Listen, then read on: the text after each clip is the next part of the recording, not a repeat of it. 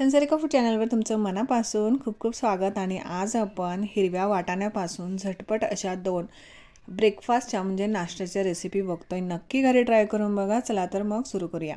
तर त्यासाठी आपल्याला लागणार आहे हिरवे वाटाणे. फ्रेश वाटाणे इथे आपण घेतले आहे. तुम्ही फ्रोझन जो मटार असतो तो सुद्धा वापरू शकता, पण सध्या सीझन आहे म्हणून आपण इथे छान फ्रेश असा वाटाणा घेतला आहे. एक मोठी वाटी किंवा बाउलभर आपण तो घेतला आहे. मिक्सरच्या भांड्यामध्ये टाकून घेतल्यानंतर पाणी न टाकता आपल्याला तो वाटून घ्यायचा आहे. तर मी तो फ्रीजमध्ये ठेवला होता म्हणून त्याला थोडेसे मोड आलेत. आणि कडधान्यांना मोड आलेले कधीही चांगले असतात, पौष्टिक असतात, म्हणून त्याच्यासह आपण हे वाटून घेणार आहोत अशा पद्धतीने. आणि पाणी न टाकता आपण हे वाटून घेतले. तुम्ही बघू शकता थोडीशी भरडच ठेवायची आहे, म्हणजे ते दाताखाली आल्यानंतर खूप छान लागतात. इथे मी घेतलं आहे इडलीचं पीठ. एक 2 ते 3 बाउलभर, म्हणजे ज्या वाटीने आपण मटार घेतले होते त्याच वाटीने आपण 2 ते 3 वाट्या हे इडलीचं पीठ घेणार आहोत. जर तुमच्याकडे इडलीचं पीठ अवेलेबल नसेल तर तुम्ही इथे थोडेसे पोहे आणि बारीक रवासुद्धा वापरू शकता. त्याने सुद्धा ही रेसिपी खूप सुंदर होते. तर माझ्याकडे इडलीचं पीठ होतं म्हणून मी इथे इडलीचं पीठ घेतलं आहे. जर तुम्ही इडलीचं पीठ बनवून ठेवलं, फ्रीजमध्ये ठेवायचं, मीठ न टाकता ठेवायचं, ते छान 8 दिवस टिकतं. आणि जर पीठ नसेल तर तुम्ही रवा आणि पोहेसुद्धा वापरू शकता. तर हे फर्मेंट झालेलं पीठ आहे आणि यामध्ये आपल्याला एक साहित्य ॲड करायचं आहे. तर क्रश करून घेतलेला फ्रेश वाटाणा आपल्याला इथे घालायचा आहे. भाज्यांचं प्रमाण हे आपल्याला भरपूर वापरायचं आहे. त्यानंतर बारीक कापून घेतलेला कांदासुद्धा भरपूर घाला. त्यानंतर इथे मी गाजर किसून घेतलं आहे आणि गाजरसुद्धा आपण यामध्ये ॲड करणार आहोत. त्यानंतर इथे मी कढल्यामध्ये अगदी थोडंसं तेल गरम करून घेतलं आहे आणि त्यामध्ये आपल्याला थोडीशी मोहरी घालायची. मोहरी छान तडतडल्यानंतर त्यामध्ये आपल्याला हिंग घालायचं आहे. इथे मी हिरव्या मिरच्या, लसूण, थोडंसं आलं आणि थोडेशी जिरे आणि किंचितसा ओवा घालून अशा पद्धतीने भरड करून घेतली होती, ते यामध्ये घालायचं आहे. हे तुमच्या आवडीनुसार तुम्ही कमी जास्त करून घेऊ शकता. मी ते 7 ते 8 हिरव्या मिरच्या घेतल्या होत्या आणि 10 ते 12 लसणाच्या पाकळ्या, अर्धा इंच आल्याचा तुकडा, अर्धा चमचा जिरे, थोडासा ओवा, अशा पद्धतीचं आपलं हे वाटण होतं. आणि त्यानंतर त्यामध्ये अगदी थोडीशी आपण हळद घातली. ही सर्व फोडणी आता आपण यामध्ये घालून घेतली. त्यानंतर चवीनुसार आपल्याला मीठ घालायचं आहे, कारण इडलीच्या पिठामध्ये सुद्धा मीठ नव्हतं आणि भाज्यांनासुद्धा मीठ लागणार आहे, म्हणून त्यानुसारच यामध्ये मीठ घालायचे. व्यवस्थित हे असं मिक्स करून घ्यायचं आहे. तर तुम्ही बघू शकता खूप छान दिसत आहे, कलरफुल दिसत आहे. हिवाळ्यामध्ये भाज्या खूप सुंदर येतात आणि चवीलासुद्धा छान लागतात. तर हिवाळ्यामध्ये ही रेसिपी नक्की घरी ट्राय करून बघा. मुलांच्या डब्यामध्ये देण्यासाठी खूपच छान पर्याय आहे. तर व्यवस्थित हे मिक्स करून घ्यायचं आहे. जर तुम्हाला हे मिश्रण थोडंसं घट्ट वाटलं तर यामध्ये तुम्ही थोडंसं पाणीसुद्धा ॲड करू शकता. व्यवस्थित मिक्स झाल्यानंतर यामध्ये आपल्याला टाकायची आहे कोथिंबीर. तर मिश्रण तुम्ही बघू शकता, हे मला थोडंसं घट्टसर वाटते म्हणून आपण यामध्ये लागलं तर नंतर पाण्याचा वापर करणार आहोत. जर तुम्ही इथे रवा वापरला तर रवा भिजायला थोडासा वेळ लागतो, म्हणून हे तुम्ही मिश्रण थोडंसं रेस्ट करण्यासाठी ठेवून देऊ शकता. पण इडलीचं पीठ आहे हे लगेचच तुम्ही वापरायला घेऊ शकता. तर यामध्ये आपल्याला भरपूर गावरान कोथिंबीर घालायची, छान असं मिक्स करायचं. जर जाड रवा असेल तर जाड रवा तुम्ही मिक्सरला फिरवून तोसुद्धा वापरू शकता किंवा बारीक रवासुद्धा वापरू शकता. त्यानेसुद्धा ही रेसिपी खूप सुंदर बनते. आणि इथे आपण 2 ते 3 प्रकारच्याच भाज्या वापरल्या आहेत, पण जर तुमच्याकडे अजून भाज्या असतील, म्हणजे पालक असेल, बीट असेल किंवा शिमला मिरची असेल, तीसुद्धा तुम्ही यामध्ये ॲड करू शकता. तर इथे आपण घेतलं आहे आप्पे पात्र. सुरुवातीला आपण या मिश्रणाचे आप्पे करणार आहोत, तर त्यासाठी आप्पे पात्र हे गरम करून घ्यायचं आणि त्यामध्ये आपल्याला थोडं थोडं तेल घालायचं.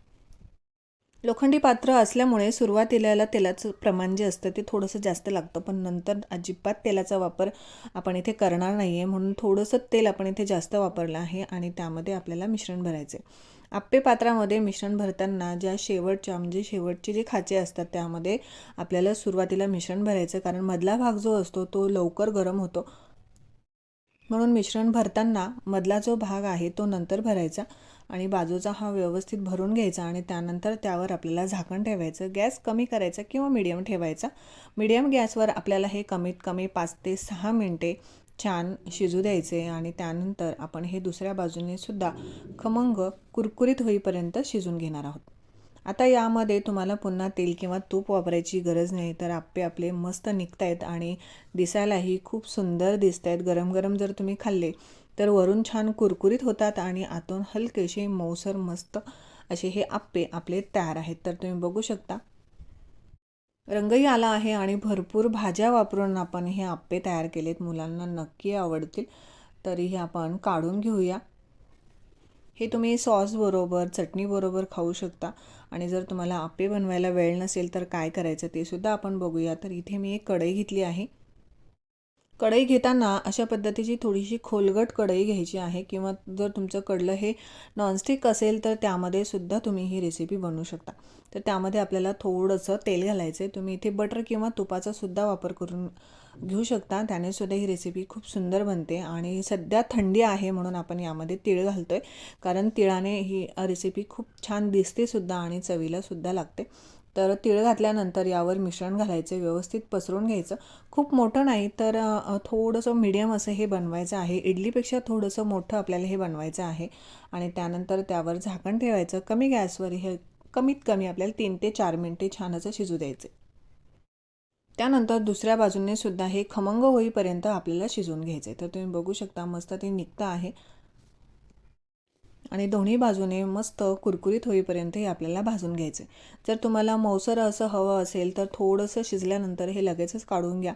मस्त गुबगुबीत असं हे आपलं तयार होतं ब्रेकफास्टसाठी. मस्त पोटभरीचा असा पदार्थ आहे. जर इडलीचं पीठ उरलं असेल तर काय बनवायचं, ही रेसिपी नक्की घरी ट्राय करून बघा. तर तुम्ही बघू शकता हे दोन्ही बाजूने मस्त असं झालं आहे. आणि रंग बघू शकता तुम्ही, खूप सुंदर आला आहे. आणि झटपटसुद्धा होतं. अगदी 5 ते 6 मिनटामध्ये ही रेसिपी तयार होते. आणि तुम्ही ही अशा पद्धतीने कापून मुलांच्या डब्यामध्ये देऊ शकता. तर आता आपण याचे 4 भाग करूया. अशा पद्धतीने हे व्यवस्थित 4 भागांमध्ये कापून घ्यायचे, म्हणजे डब्यामध्ये देण्यासाठी सुद्धा बरं पडतं. आणि हे तुम्ही सॉसबरोबर किंवा चटणीबरोबर देऊ शकता. हे तुम्ही असंही खाऊ शकता किंवा सॉसबरोबरही खूप सुंदर लागतं. आणि या हिवाळ्यामध्येच काय, पण मुलांच्या डब्यामध्ये देण्यासाठी ही रेसिपी तुम्ही नक्की घरी ट्राय करून बघा. तुम्हाला तर आवडेल, पण मुलांनासुद्धा नक्की आवडेल. तर आपले आप्पेसुद्धा रेडी आहे आणि दुसरी मस्त रेसिपीसुद्धा रेडी आहे. तर ही रेसिपी तुम्ही नक्की घरी ट्राय करून बघा, कारण यामध्ये आपण भरपूर भाज्या वापरलेल्या आहेत. जर मुलं भाज्या खात नसतील तर उत्तम असा पर्याय आहे.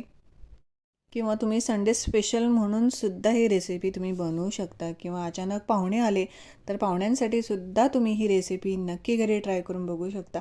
तर इडलीचं पीठ नसेल तर बाजारामध्ये इडलीचं पीठसुद्धा अवेलेबल असतं.